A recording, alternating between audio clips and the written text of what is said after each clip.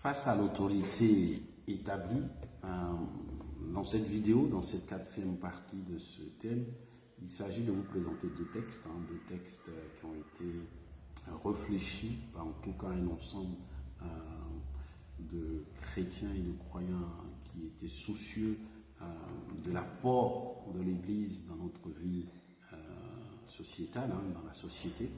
C'est important de le dire. Donc le premier texte, il s'agit de la déclaration de Lausanne.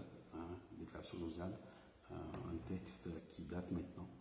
Et dans son point 5, qui s'intitule La responsabilité sociale du chrétien, il est écrit, donc je vous cite un des paragraphes, pas tout le point 5, mais en tout cas un des paragraphes qui met l'accent sur cette thématique du rapport à l'autorité et de la vie du chrétien dans la société. Il dit, le salut n'est pas une libération politique. Le salut n'est pas une libération politique. Néanmoins, nous affirmons que l'évangélisation et l'engagement socio-politique font tous deux partie de notre devoir chrétien. Tous les deux sont l'expression nécessaire de notre doctrine de Dieu et de l'homme, de l'amour du prochain et de l'obéissance à Jésus-Christ. Le message du salut implique aussi un message de jugement sur toute forme d'aliénation, d'oppression et de discrimination. Nous ne devons pas craindre de dénoncer le mal et l'injustice, où qu'il soit. Lorsque les hommes acceptent Christ, ils entrent par la nouvelle naissance dans son royaume et ils doivent rechercher non seulement à refléter sa justice, mais encore à la répandre dans un monde injuste. Le salut dont nous nous réclamons devait nous transformer totalement dans notre façon de répondre à nos responsabilités personnelles ou sociales. La foi sans les œuvres est morte. Voilà la citation. Que dit cette citation? Elle dit que justement, c'est vrai que quand la Bible parle du salut de l'âme, elle ne parle pas d'abord d'une libération politique. Donc il ne s'agit pas de lutter avec des armes contre un gouvernement ou contre un système politique. Non, ce n'est pas ça le salut.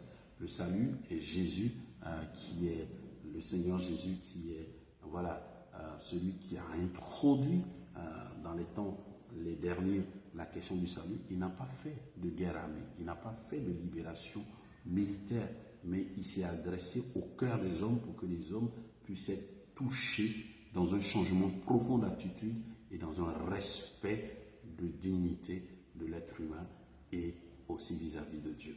Alors, affirmer cela, ça veut dire, oui, il y a cette question du salut qu'on relègue généralement à la question religieuse, mais celui qui est concrètement touché, comme je l'ai précisé par ce texte de Romains, que nous avons cité dans la première vidéo, et qui est important à nous rappeler régulièrement, ce texte de Romains 13, nous situe aussi dans cette haute phase d'agents de la paix sociale et d'agents de justice sociale. L'engagement sociopolitique, ça fait sens dans le devoir d'un chrétien. C'est des expressions qui nous aident à articuler ce que le Dieu révélé dans la Bible nous dit sur lui, mais nous dit aussi sur l'homme, nous dit dans notre relation au prochain, et nous dit dans notre invitation à être des acteurs de la société pour aider cette société, autant faire se peut à s'impliquer dans les choses qui sont des choses selon le bien défini par Dieu, notamment le bien de l'être humain. Donc, les questions d'aliénation, les questions d'oppression, les questions d'injustice ne peuvent pas laisser un croyant indifférent.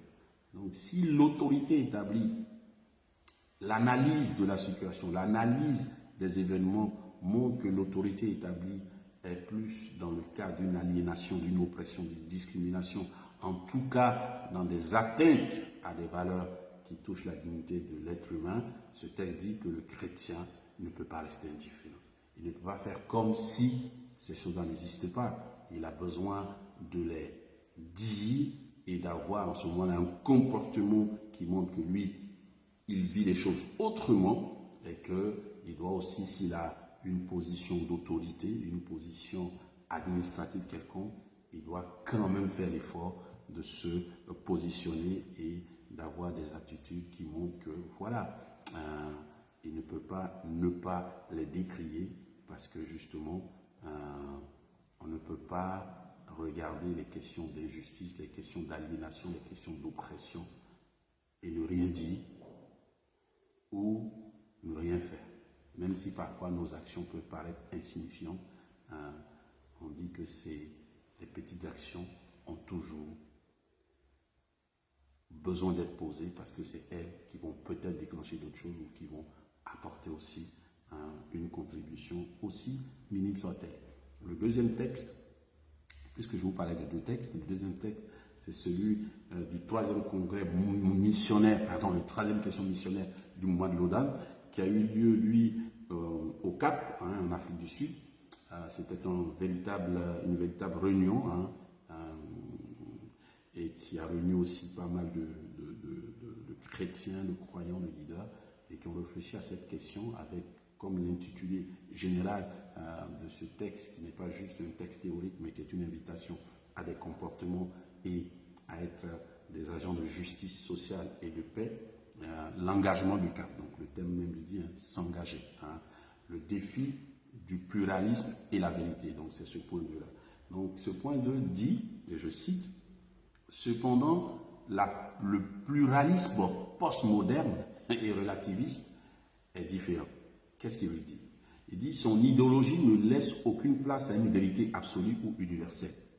Tout en tolérant des revendications de vérité, elles ne sont pour elle que des constructions culturelles.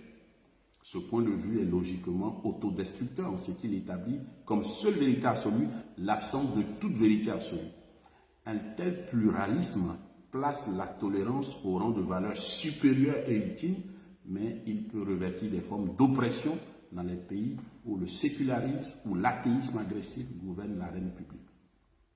Nous aspirons à l'émergence d'un plus grand engagement pour le rude labeur d'une apologétique solide. Ce labeur touche deux choses. Nous devons reconnaître, équiper et soutenir dans la prière ceux qui peuvent intervenir dans l'arène publique au plus haut niveau intellectuel et public pour apporter une argumentation en faveur de la vérité biblique et la défendre. Nous exhortons les responsables d'Église et les pasteurs à doter tous les croyants du courage et des outils pour mettre avec une pertinence prophétique la vérité en lien avec la conversation publique de tous les jours, ainsi interpeller tous les aspects de la culture dans laquelle nous vivons.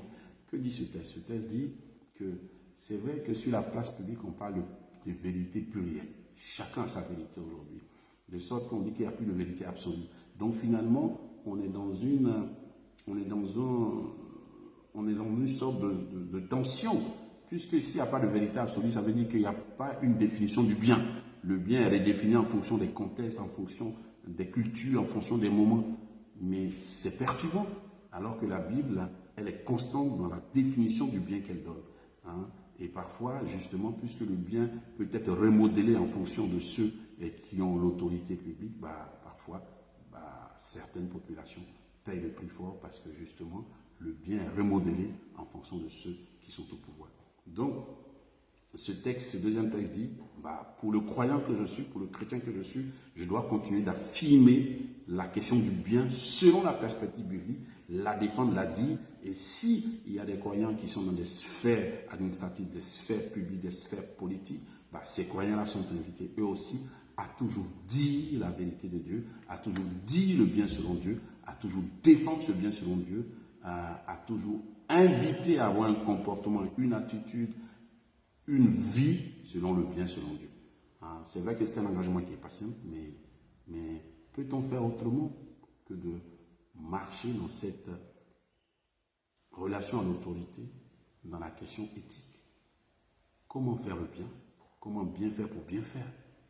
Et c'est ce questionnement qui sous-tend toute cette démarche et toute cette invitation à être artisan de paix et être artisan de justice sociale. C'est un équilibre délicat par rapport à l'autorité. Mais l'invitation ici, c'est on ne peut pas ne rien faire et on ne peut pas ne rien dire. Voilà cette invitation. Mais il nous faut prendre le temps de réfléchir à comment on dit les choses. Il nous faut prendre bien réfléchir à quelle action mener. Et je vais préciser, il ne s'agit pas d'action violente, il ne s'agit pas d'action de guérilla, il s'agit d'être des artisans de paix et de justice sociale.